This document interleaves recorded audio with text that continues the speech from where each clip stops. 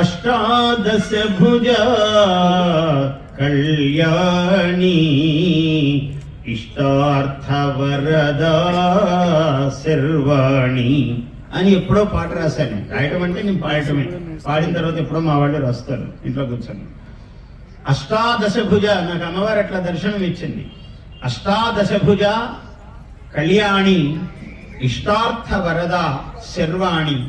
18 భుజములు అంటే ఆమెకు ఇవ్వడానికి ఆయన ఇరు చేతులా ఇస్తుందండి అమ్మవారు వరాలు అన్నారు. 2 చేతులతో ఇస్తుందన్నారు, 4 చేతులతో ఇస్తుందన్నాడు.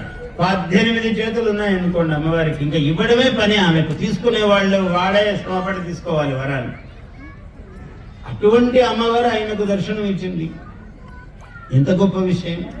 అందుకని ఈ చుట్టూ అనేకమైనటువంటి అమ్మవార్లు, అటువైపు జోగులాంబ, ఇటువైపు ఇంకో అమ్మవారు, 4 వైపులా ఉండగా మధ్యలో లలితా పరమేశ్వరీ దేవి, లలితాదేవి 18 భుజాలతో వెలిసింది. అంటే ఇది నేను తూప్రాన్ అంటే ఏంటో పేరు ఇలా ఉంది అనుకున్నా. నాకు దారిలో చెప్పారు తూర్పు రాణి అని.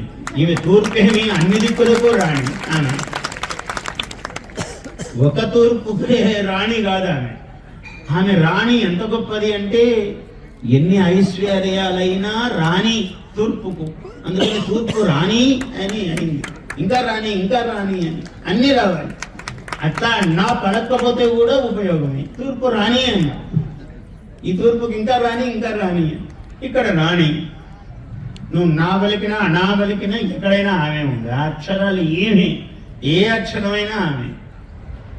నేను ఒకసారి ఒక పాట పాడాను, అక్షరాలు తేడా అంటే ఎట్లుంటుంది అని.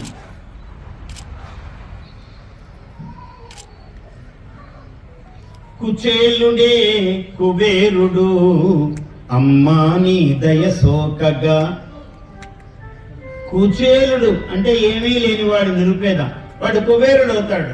ఏమిటి, ఒక్కసారి ఇలా చూస్తే చాలు, అట్లా కొస చూపు చాలు, మొత్తం ఇలా చూస్తే వాడు ఏమైపోతాడో. ఇంకా అమ్మవారి కొస కడగంటి చూపు అన్నాడు.